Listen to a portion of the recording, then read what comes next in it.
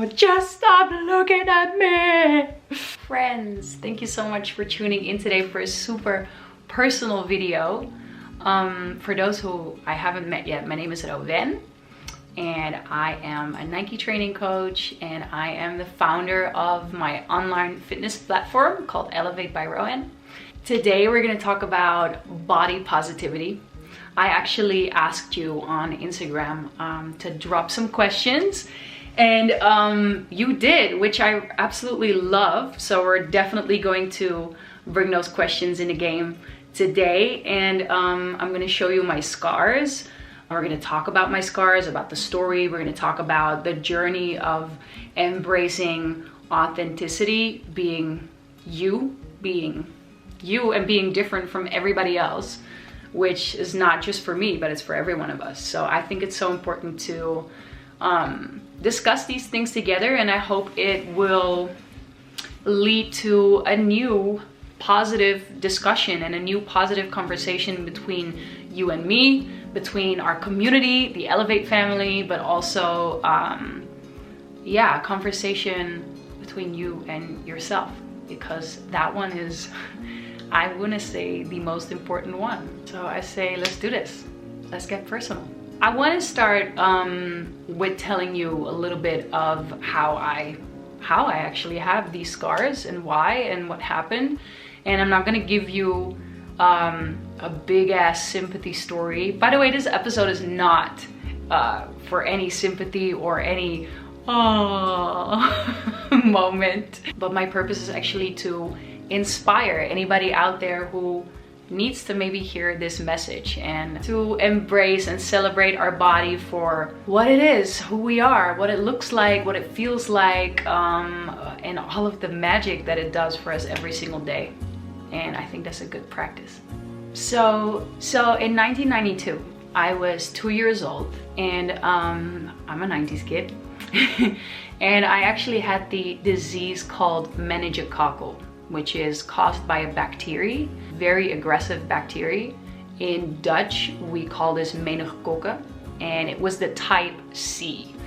I'm not gonna go into too many details of the bacteria and the disease because I don't know so much about it, to be fair with you. And I wanna get more deeper into the story and the positive side of it, of course, but if you wanna Google it or if you wanna do your research, go ahead.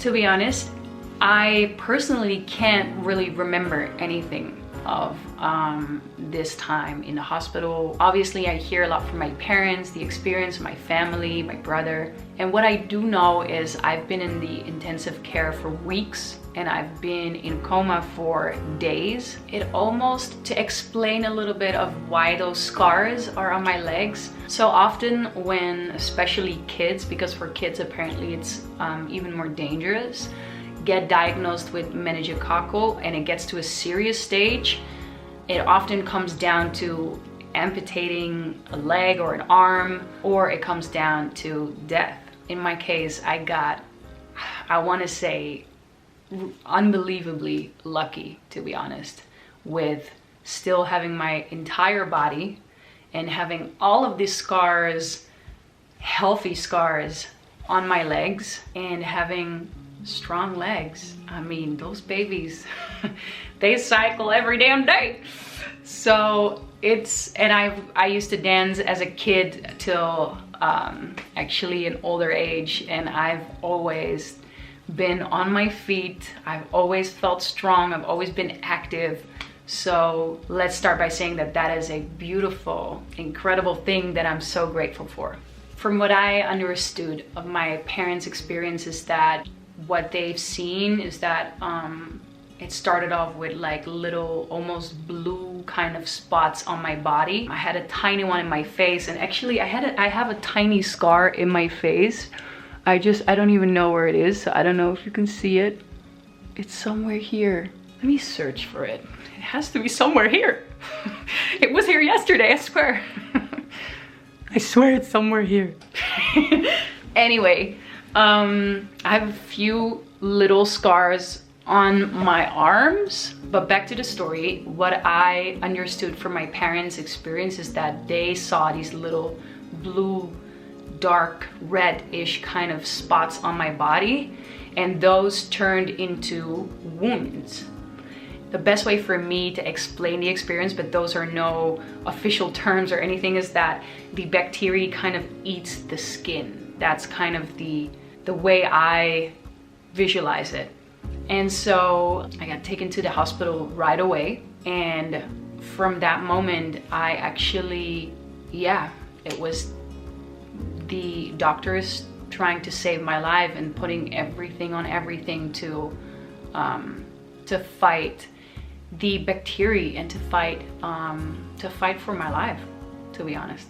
So that was just a little bit of a tiny introduction of the story, and at least you kind of know what it comes from and how I got these scars. And now I want to get a little bit more into the part of how to embrace your body positivity, and how to turn your authentic and real and raw sides into something that you are proud of, that you can embrace, that you can love, and that you can appreciate. But before we get to that part, I actually want to show you my scars. So I'll be taking off my pants. No, but I think it's fun to show my authentic, true self, raw images, no filter. And yeah, I want to celebrate my authenticity. That's what I'm here for, and that's what my message is to you as well. So let's do some posing, y'all. All right, let's do some posing. So this is what all the fuss is about. No, these are my scars, my legs. I actually used to have a little bit of an issue with this one because it's like a very deep scar. And if you would see it from the side, it's like kind of curvy. The skin comes up here. It's kind of curvy. And that used to bother me so much. It doesn't bother me at all anymore. Actually, the back is not so marked. It's mostly on the front. When I was tiny, my scars were actually also pretty tiny. But as I grew, the scars thankfully grew along. And always when I wear something until here, I kind of feel like, oh, no one's gonna see it. But then these scars actually got so much bigger. So they'll see it anyway. And then I'm always surprised that, how do they see it? I just forget. Obviously, you forget. When something is a part of you, you kind of forget. But yeah, that's about it. Let's move on.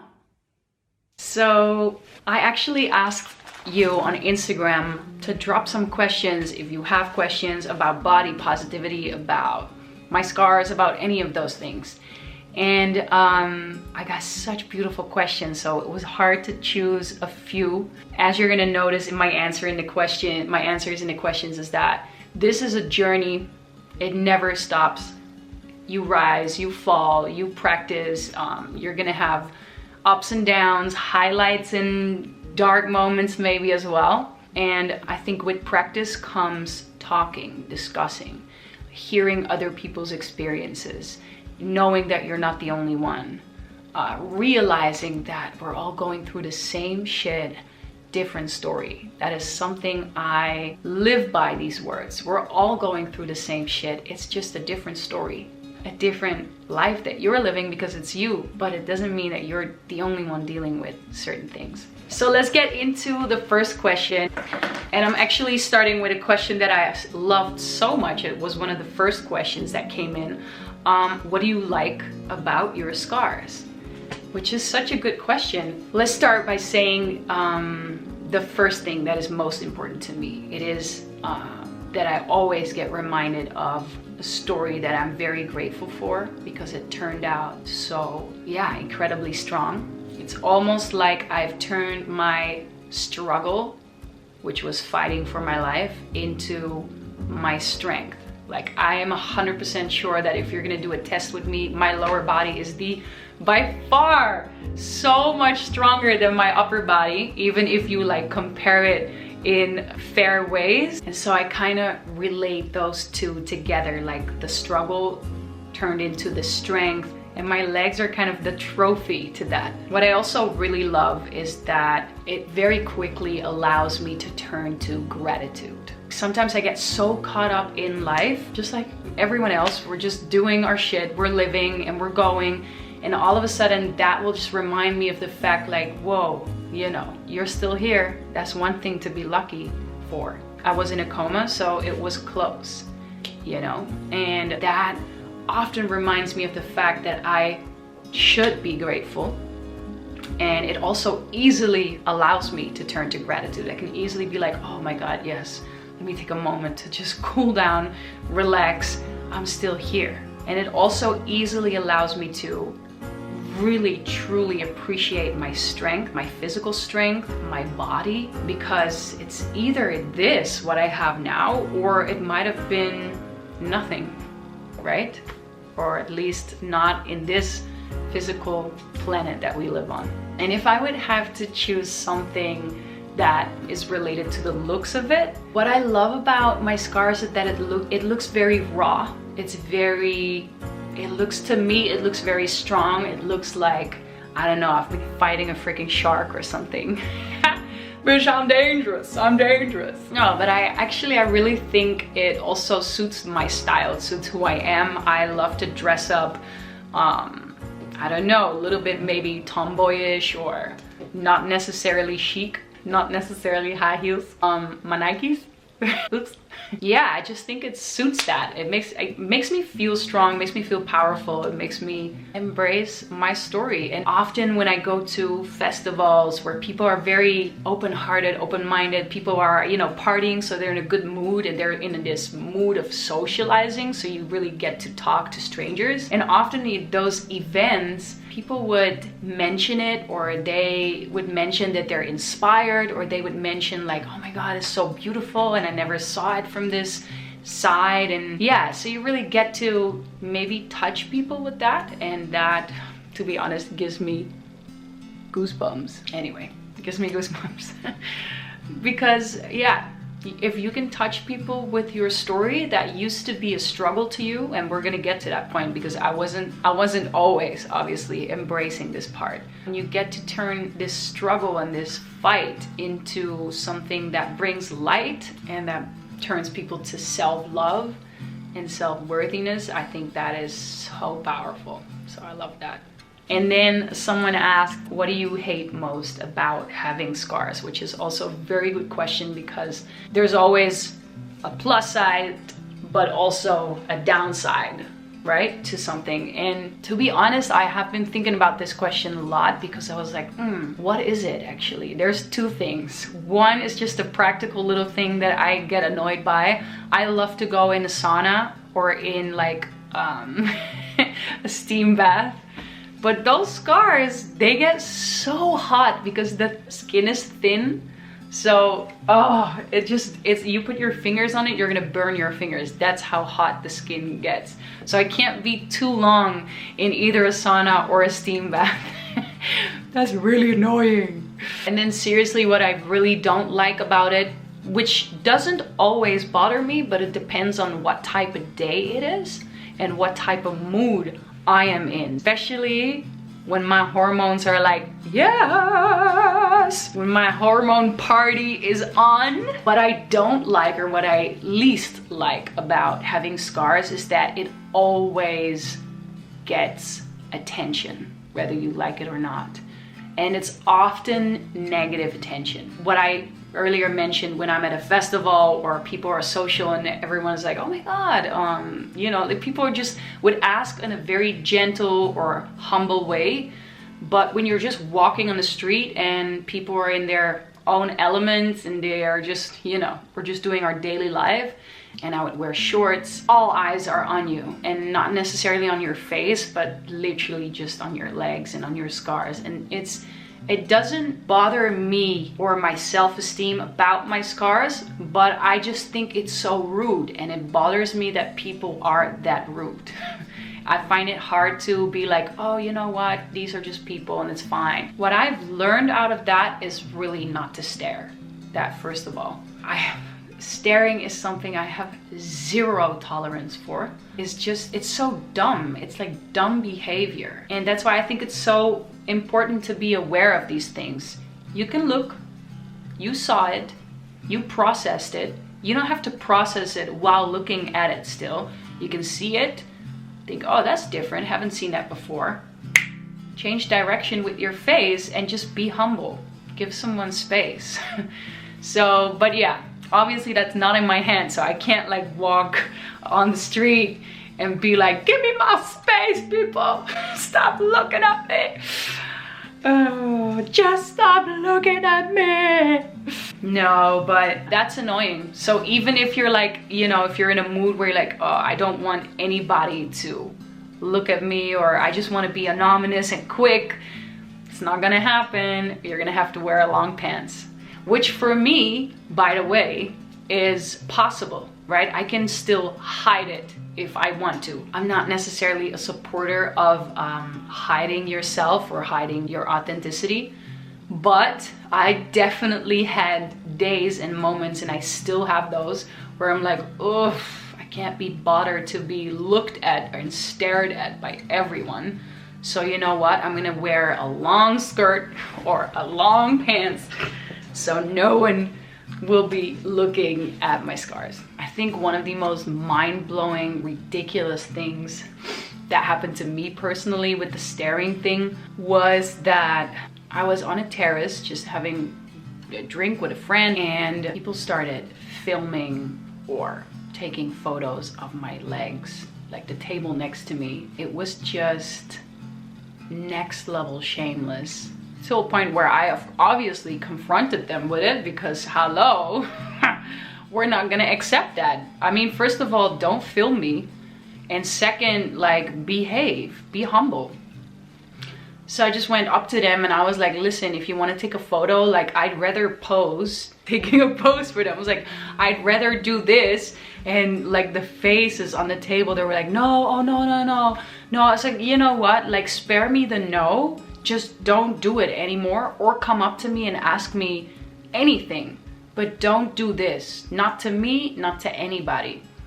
And then actually right after that, they left. And there's one thing you cannot take away, is the staring part.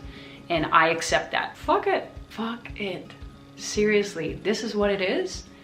And God bless that I'm alive. I have legs even that I can stand on. I still got them. I can use them. They're strong. I'm a fitness trainer. I am an athlete. I mean, I was a dancer.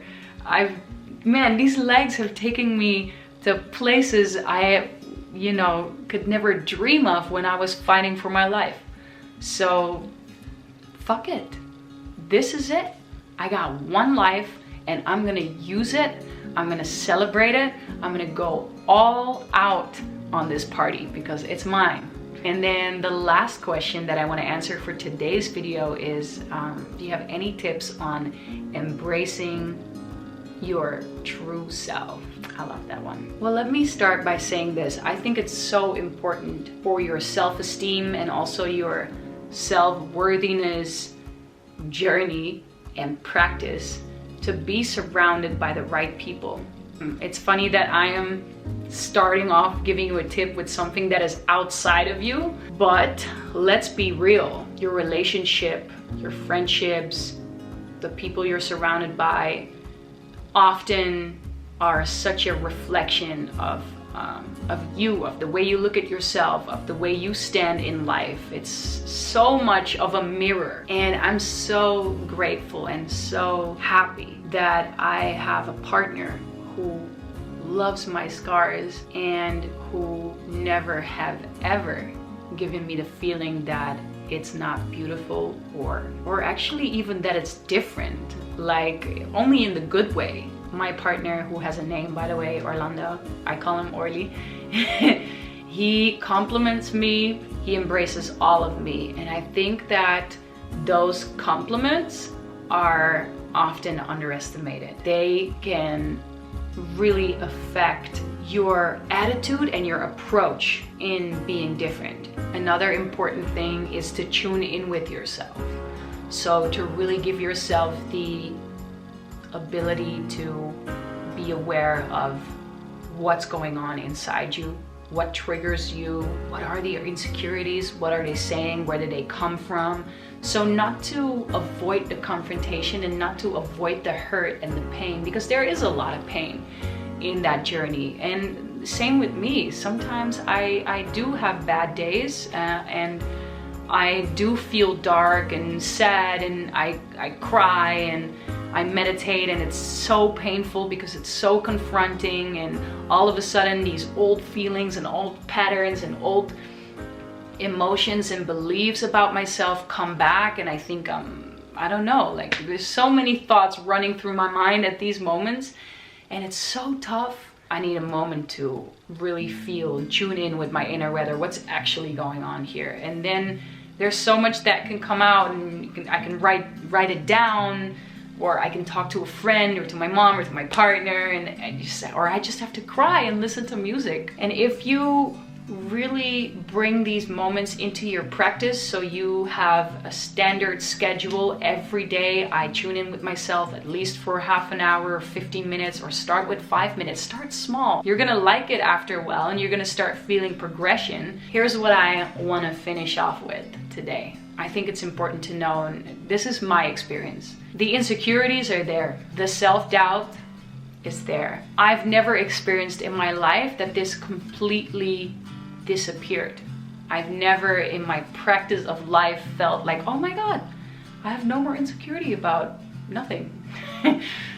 It's there, and the self-doubt is there, and the anxiety is there. But the more I tune in with myself, the more I start to find compassion for those sides of me. And the more compassion I find for it, the more I allow myself to listen to it.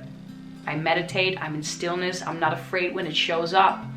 I'm not afraid when it makes me emotional, or when it touches me, or when it hurts me. The more I get into that flow of just accepting it and hearing it out, the more it tends to fade to the background. The easier I get to think, oh, wait a second, I know this voice. That's my self-doubt. That's not my truth. That's not my reality. Wait a second, I'm gonna tune in with myself. I'm gonna take a moment, and I'm gonna realize that that's not my truth unless I choose it to be. Thank you so much for joining me for the entire video. I know this is a very personal and vulnerable story, and I'm more than happy to share it with you, because I know how many people out there are struggling or going through this, and I hope that we can inspire each other to be ourselves and to just cut the crap and to show up the way we are, to actually shine bright the way you are. Hope to work out with you soon again too. Thank you.